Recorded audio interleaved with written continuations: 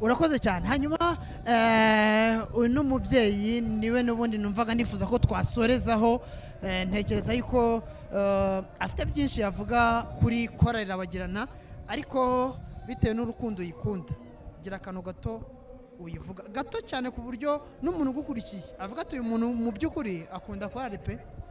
Ibyo navuga kuri korali Rabagirana ni byinshi. Nitwa Nshimiyimana Philibert, birahuriranye. Imana ibahe umugisha, muyobowe n'Umwuka Wera.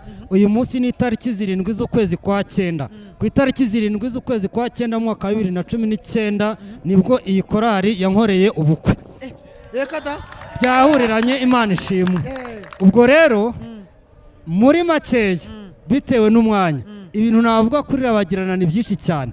Imana imaje kumpa umwana wa mbere w'imfura, namwise Rabagirana. Reka da Ndi papa Rabagirana. Imana ibahe umugisha, nta byinshi navuga ariko